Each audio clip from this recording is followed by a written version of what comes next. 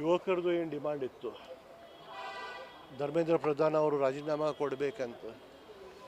ಇದು first demand ಅವರು accept ಮಾಡಿದ್ದಾರೆ. ಇದರಿಂದ ಗುರ್ತಾಗ್ತೈತಿ ಯುವಕರಿಗೆ ಎಷ್ಟು ನೋವಾಗಿದೆ ಅಂತ, ಎಷ್ಟು ತೊಂದರೆ ಆಗಿದೆ ಅವ್ರಿಗೆ. ಒಂದೊಂದು ವರ್ಷ ತಯಾರಿ ಮಾಡಿ ಪರೀಕ್ಷೆ ಸಲುವಾಗಿ ಅವ್ರಿಗೆ ಪರೀಕ್ಷೆ ಆಗಲಿಲ್ಲ. ಇದರ ಜೊತೆ ಮತ್ತು ಬೇರೆನೂ ಡಿಮಾಂಡ್ಸ್ ಅದಾರು.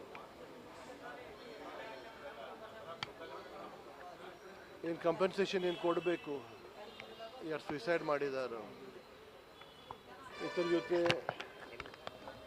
ಏನು ಯುವಕ ಮೇಲೆ ಏನು ಹಲ್ಲೆ ಮಾಡಿದ್ದಾರೆ, ಅದೆಲ್ಲ ವಿಚಾರ ಮಾಡಿ ಮುಂದೆ ಕೇಂದ್ರ ಸರ್ಕಾರ ನಿರ್ಣಯ ತಗೋಬೇಕು. 2 ತಿಂಗಳು ಯಾಕೆ ಪ್ರಧಾನಮಂತ್ರಿ ಮೌನ ಇದ್ರು, ಯಾಕೆ ಮಾತಾಡಲಿಲ್ಲ, ಯುವಕರ ಜೊತೆ ಯಾಕೆ ಅವ್ರು ನಿಂದಿರಲಿಲ್ಲ. ಈಗ 2 ದಿವಸ ಒಳಗೆ ಎಜುಕೇಷನ್ ಸೆಕ್ರೆಟರಿಗೆ ಚೇಂಜ್ ಮಾಡಿದರು, ಧರ್ಮೇಂದ್ರ ಪ್ರಧಾನ್ ರಿಸೈನ್ ಮಾಡಿದರು. ಅದು 2 ತಿಂಗಳು ಹಿಂದೆ ಮಾಡಬೇಕು. ತಡವಾಗಿ ಭಾಳ ತಡ ಆಗಿದೆ. ಎಷ್ಟು ಪೂರ್ಣ ದೇಶದಲ್ಲೇ ಪೊಲೀಸ್ದಿಂದ ಎಷ್ಟು ಹುಡುಗರಿಗೆ ಮೇಲೆ ಹಮಲ ಆಗಿದೆ, ಎಷ್ಟು ಹಿಂಸೆ ಆಗಿದೆ. ಯಾಕೆ ಇಷ್ಟು ಯುವಕರು ಎಷ್ಟು ಛಾತ್ರ ಯಾಕೆ ರೋಡ್ ಮೇಲೆ ಬಂತು, ಅದು ನಿರ್ಣಯ ಮೊದಲೇ ತಗೋಬೇಕು. ಟೋಟಲ್ ಫೇಲ್ಯೂರ್ ಆಗಿದೆ. ಎಜುಕೇಷನ್ ಸಿಸ್ಟಮ್ದು ಫೇಲ್ಯೂರ್ ಆಗಿದೆ, ಇಂಡಸ್ಟ್ರೀಸ್ ಬಗ್ಗೆ ಫೇಲ್ಯೂರ್ ಆಗಿದೆ. ಮತ್ತು ಅವ್ರು ನೋಡಿ ಅವ್ರದ್ದು ಭಾಷಣ, ಯುವಕರದ್ದು ಒಂದು ಕೇಳಿದಂದ್ರೆ ಅವ್ರು ಪಾಕಿಸ್ತಾನ ಹೇಳ್ತಾರೆ, ಯುವಕರು ಏನು ಕೇಳಿದಂದರೆ ಹಿಂದೂ ಮುಸ್ಲಿಂ ಮೇಲೆ ಹೇಳ್ತಾರೆ. ಈಗ ದೇಶ ನಡೆಯೋದಿಲ್ಲ. ನಮ್ಮ ಭಾರತ ದೇಶ ಎಲ್ಲರದ್ದು ದೇಶ ಇದೆ, ಎಲ್ಲರಿಗೂ ತಗೊಂಡು ಹೋಗೋದು ದೇಶ ಇದೆ. ತಾವು ಬರೀ ಒಂದು ಲೈನ್ ಮೇಲೆ ಹೋಗಿದ್ದಂದ್ರೆ ಆಗೋದಿಲ್ಲ. ಎಲ್ಲಿ ಫೇಲಿಯರ್ ಇದೆ ಅಲ್ಲಿ ಅದು ಫೇಲಿಯರ್ ಒಪ್ಕೋಬೇಕು. ಇದು ಒಂದು 2 ತಿಂಗಳ ಹಿಂದೆ ಒಪ್ಕೋಬೇಕಾಗಿತ್ತು, 2 ತಿಂಗಳ ಹಿಂದೆ ಆ್ಯಕ್ಷನ್ ತಗೋಬೇಕಾಗಿತ್ತು. ಸರ್, ಅದೇ ಡೈಲಿ ಏನು ಜಂತರ್ ಮಂತರ್ನಲ್ಲಿ ಹೋರಾಟ ಆಗ್ತಿದೆ. ನಿಜವಾದ ವಿದ್ಯಾರ್ಥಿಗಳು ಯಾರೋ ಆ ರೀತಿ ಕಲ್ಲುಗಳನ್ನು ಹೋಗಿದ್ದಿಲ್ಲ, ಸಾರ್ವಜನಿಕರ ಆಸ್ತಿ ಪಾಸ್ತಿ ಹೊಡೆಯೋದಿಲ್ಲ, ಹೊಡೆದವಂಗೆ ಸಂಸತ್ ಅನ್ನೋದಿಲ್ಲ, ರಾಮ್ ಸೀತಾ ಬಗ್ಗೆ ಮಾತಾಡೋದಿಲ್ಲ.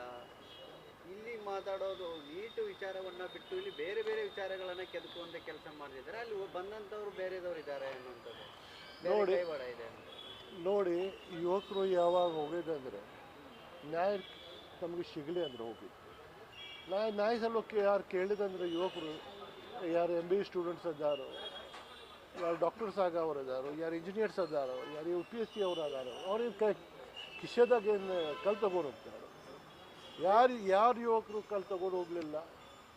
ಅಲ್ಲಿ ಎಲ್ಲಿಂದ ಕಲ್ಲು ಬಂತು, ಯಾರು ತಗೊಂಡು ಬಂದರು, ಯಾರು ಕಲ್ಲು ಹೋಗಿದ್ರು, ಅದೆಲ್ಲ ತನಿಖೆ ಆಗಬೇಕು, ತನಿಖೆ ಮಾಡಬೇಕು. ಅದು ತನಿಖೆ ಆಯ್ತ ಮೇಲೆ ಎಲ್ಲ ಗುರುತಾಗೋದು ಎಲ್ಲಿಂದ ಕಲ್ಲು ಬಂತಂದ್ರೆ.